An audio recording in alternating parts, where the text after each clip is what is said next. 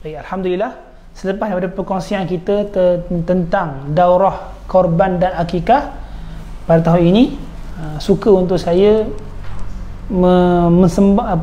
memberitahu tentang projek ataupun tentang program korban dan akikah yang dianjurkan oleh Al-I'tisam Relief Program Association di negara Syria dan Nepal.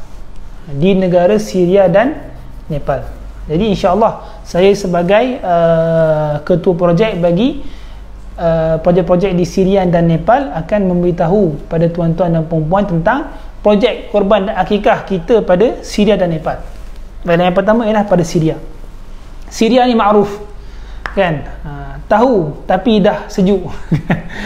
Kita tahu dah bahawa Syria ni ialah negara yang dilanda perang saudara kan, sejak daripada 2011 dan juga berlanjutan sehinggalah sekarang, masih lagi tidak habis-habis lagi. Tapi cuma sekarang ni dia agak sejuk sikit lah. Dia agak sejuk. Maksud sejuk ni maksudnya tak ada berlaku pertempuran besar-besaran lagi. Sekarang ni masih lagi orang panggil seri, stalemate kan. Orang kata apa, masing-masing tengah duduk diam. Namun begitu, tetap juga ada rakyat-rakyat Syria yang kesusahan, yang terpaksa tinggal dekat tempat-tempat yang tak sesuai untuk tinggal, yang terpaksa meninggalkan kampung halaman, yang tak balik kampung 10 tahun dah, yang lahir tak kenal kampung, yang lahir tahu rumah dia kemah. Lahir rumah dia tahu rumah dia kemah kan, duduk dalam kemah kan, duduk dalam camp apa panggil camp IDP, yang internally displaced person, maksudnya pelarian dalaman. Duduk dalam camp yang sempit, yang keperluan serba kurang kan, yang kekurangan makanan dalam keadaan gitu. Ada banyak sekarang ni anak-anak Syria ataupun kanak-kanak Syria yang membesar dan juga hidup dalam keadaan tak kenal kampung halaman sendiri, tak kenal rumah dinding batu, dinding elok lah maksudnya, dan tak kenal orang kata apa, keselesaan yang sepatut yang orang kata apa, yang kita dapat semua dekat Malaysia ni. Benda yang biasa bagi kita, luar biasa bagi mereka. Jadi kalau kita bincangkan tentang IDP ataupun internally displaced person, pelarian dalam negara, setakat ni di Syria terdapat 6.2 juta rakyat Syria yang tinggal dalam kamp-kamp IDP ini. Dia bukannya pelarian, dia bukan pelarian luar negara, yang duduk dalam negara, yang masih lagi berada dalam negara Syria, tapi dia lari daripada kampung halaman dia, lari daripada kampung halamannya. Terdapat 6.2 juta rakyat Syria yang rata-ratanya berada di utara dan timur laut Syria, di bahagian di daerah Idlib ni di timur laut, dan juga di bahagian Halab ataupun bahasa Arab, bahasa Inggeris dia Aleppo, iaitu di utara Syria. Situ banyak kamp-kamp IDP, kamp-kamp pelarian dalam negara. 6.2 juta, dan juga 2.5 juta daripada 6.2 juta itu ialah kanak-kanak. Banyak, satu per tiga daripada 6.5 juta itu ialah kanak-kanak, dan mereka semua duduk dalam keadaan yang na'udzubillah kan, amat menyedihkan lah. Duduk, orang kata pelarian di negara sendiri. Selalunya kita tengok yang duduk teruk ni pelarian lah, duduk ni bila dia lari ke negara lain, duduk dalam kemah, duduk dalam tempat yang tak elok kan, duduk merempat gitu. Itu biasanya kita tahu pelarian lari ke negara lain. Tapi ini merempat di negara sendiri, kan, di negara yang mereka panggil yang mereka warga negara tersebut, tapi duduk merempat, duduk dalam kemah, duduk dalam camp Ada yang antara camp tu dihujani oleh bom, dihujani oleh artileri, kan, duduk dalam kebahayaan. 10 tahun tuan-tuan dan puan-puan, bayangkanlah 10 tahun. Kita ni PKP bulan-bulan pun, setahun dua pun dah tak keruan dah, kan. Lagipun kita PKP pun ada kesusahan, tapi sekurang-kurangnya orang kata duduk dalam bangunan juga, kan, dan juga ada bagi bantuan, adanya lah sebagai bantuan. Kemudian orang kata apa, nak katakan, nak bandingkan kita, keadaan kita PKP ni dan juga keadaan mereka ni, mereka lagi teruk, mereka lagi susah, mereka lagi teruk, mereka lagi susah.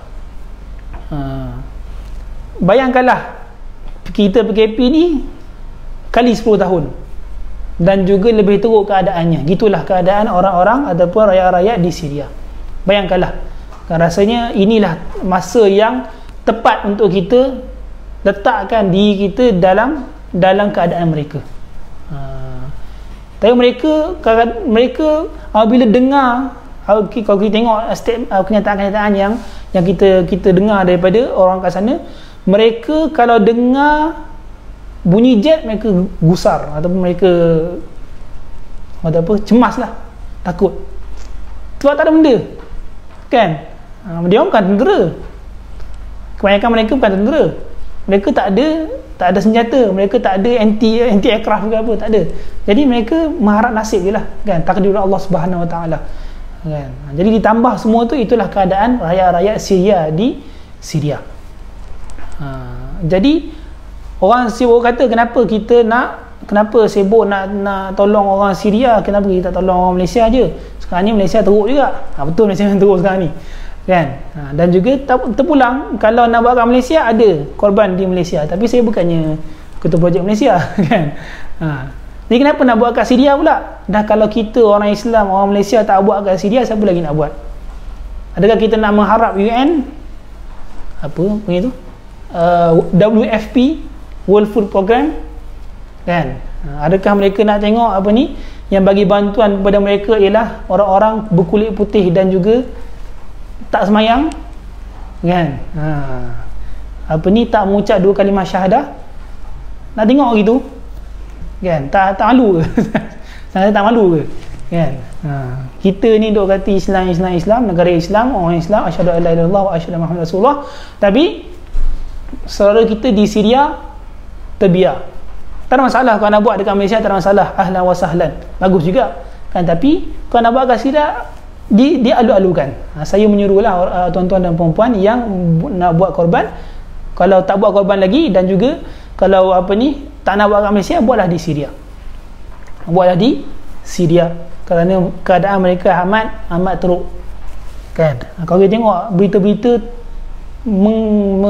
menyedihkan, kan, ada di kalangan mereka tak mampu untuk duduk dalam keadaan gitu, dan berlaku, kan, ini saya nak ceritakan lah, berlaku kes bunuh diri sebabkan tak mampu. Kita dengar kat Malaysia PKP setahun dua, ataupun tak setahun dua pun, bulan-bulan ada orang bunuh diri semua. Bayangkan kat Syria macam mana, kan. Keadaan lebih teruk, lebih lama, kan. Macam mana keadaan mental mereka, keadaan mereka yang gusar, yang susah, kan. Jadi untuk kita bantu mereka, tolonglah antara cara untuk kita bantu mereka ialah kita buat korban di negara Syria. Jadi package yang kita sediakan ialah seekor kibas berharga RM1,100, berharga RM1,100, full package. Beli haiwan, uruskan haiwan, harga orang kata apa, pengurusan semua RM1,100 lengkap, tak ada charge tambahan. Tak ada plus. RM1,100 itu semua. Beli haiwan, uruskan haiwan, sembelih haiwan, packagekan, pengagihan, pengurusan semua tu, ini ialah RM1,100, cukup package. Jadi ini ialah yang package yang disediakan di Syria, iaitu seekor kibas. Kibas ni biri-biri yang ekor dia gemuk tu, yang besar tu, berharga RM1,100. Baik. Kemudian Yang kedua, negara yang kedua ialah negara Nepal. Negara Nepal ni ialah negara yang kita tak biasa dengar untuk bagi bantuan. Apakah itu negara Nepal? Negara Nepal inilah negara yang duduk dekat utara India. Kalau nak tahu, tuan-tuan dan puan-puan nak tahu, banjaran Himalaya tu ataupun Mount Everest tu, Gunung Everest tu dekat Nepal lah. Dekat Nepal. Dah Nepal ni orang Islam ke? Ada orang Islam. Memang Nepal ialah majoritinya Buddha ataupun Hindu, tetapi ada umat Islam di sana. Dan jumlah mereka ramai. Lebih 1 juta. Jumlah mereka ialah lebih 1 juta penduduk yang beragama Islam, dan juga mereka kesusahan di sana. Mereka pada pemerintah yang sebelumnya ialah mereka ni dipinggirkan, dianaktirikan, tak dilayan oleh kerajaan, kerana kerajaan sebelumnya ialah Raja Hindu, monarki Hindu kan. Jadi mereka tak layan orang Islam ni. Jadi zaman sekarang ni pun apabila dah betulkan pemerintahan, sama juga kan, mereka pun dalam keadaan dipinggirkan, tak mampu. Dan juga golongan Muslim di Nepal ini ialah golongan yang termiskin dan juga yang paling banyak mempunyai kesusahan ataupun kekurangan kan. Jumlah buta huruf yang paling tinggi golongan Islam di Nepal lah kan. Semuanya mereka ialah golongan yang kesusahan. Jadi, dan juga orang kata mereka ni miskin. Kalau tengok rumah buat daripada, wallah alam, buat daripada rumput. Nak kata pokok, bukannya batang pokok tu, dia rumput. Buat daripada rumput. Kanak-kanak tak sekolah. Ada kanak-kanak yang tak sekolah, kutip sampah. Nak buat duit kan. Jadi mereka hidup dalam keadaan susah. Dan juga siapa lagi yang nak tolong mereka selain daripada orang-orang Islam? Saudara-saudara mereka di Malaysia, saudara-saudara Islam mereka di Malaysia kan, perlulah orang kata ke depan dan juga membantu saudara-saudara kita di Nepal, saudara se-Islam kita di Nepal. Sebab kalau kita tak membantu mereka, siapa nak membantu? Siapa lagi yang nak diharapkan bantuan? Adakah nak harapkan bantuan daripada orang-orang bukan Islam kan? Di manakah kita ketika itu? Adakah kita nak membiarkan jiran kita, jiran jauh lah, jiran kita dalam keadaan lapar sedangkan kita sedap makan kan? Jadi inilah saya anjurkan kepada tuan-tuan dan puan-puan untuk melakukan korban di Nepal. Jadi pakej yang kita sediakan ialah kerbau. Biasa kerbau, mereka melakukan korban dengan kerbau sebabkan mereka tu dengan lembu. Takut nanti dengan lembu takut nanti ada timbul isu di sana. Kerana di sana majoriti ialah Hindu. Jadi untuk mengelakkan isu itu, haiwan yang dikorbankan di situ ialah kerbau. Dan kerbau ini alhamdulillah murah sahaja. Satu bahagian berharga RM275. RM275.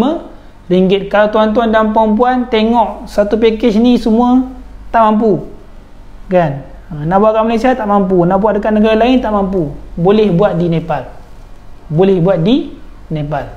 Jadi rebut peluang ni kan. Kalau kita ada duit lebih sikit kan, dan juga tak mampu untuk buat mahal-mahal, buat di Nepal. Kerana korban ialah sunnah muakkadah, sunnah yang sangat-sangat dituntut. Dan juga kalau boleh jangan lepaskan peluang untuk melakukan korban. Dan juga ini kita sediakan harga yang berpatutan. Baik. Dan juga ini telus bukannya harga berpatutan ada samar-samar, tak. 275 harga beli haiwan, uruskan haiwan, lapah, sebelih, bungkuskan pengagihan, pengurusan dan juga lain, semua kos ni ialah 275. Satu bahagian, kalau satu ekor satu bahagian, satu ekor murah sangat. 275 satu bahagian. Dan juga haiwan-haiwan yang dipilih semua ni ialah haiwan yang mencukupi syarat-syarat yang kita bahaskan dalam kitab ini, insya-Allah. Tak ada orang kata main pilih je. InsyaAllah haiwan-haiwan yang kita pilih bagi projek program korban dan akikah ini di Nepal dan di Syria dan juga di negara-negara yang lain yang dah dibahaskan sebelum ini, semuanya menepati syarat-syarat korban dan akikah insya-Allah. Jadi saya ulang sekali lagi, 1100 seekor kibas di Syria, silakan. Satu bahagian kerbau di Nepal berharga 275. Jadi kalau berminat silakan. Boleh melayari web apa ni, dabun.com, ataupun boleh bank in saja. Ada ada bank account yang disediakan. Bank account dia tak ada, bank account sini ada, nanti bank account, kemudian hantar receipt kepada WhatsApp, hantar receipt secara WhatsApp dekat nombor yang dekat sini, akan dituturkan dekat situ, dekat live tu kan. Kemudian bagi tahu berapa bahagian dekat mana dan juga apakah nama peserta korban tersebut. Jadi setakat itu je lah. Wallahu a'lam. Terima kasih kerana bersama dengan kami. Assalamualaikum warahmatullahi taala wabarakatuh.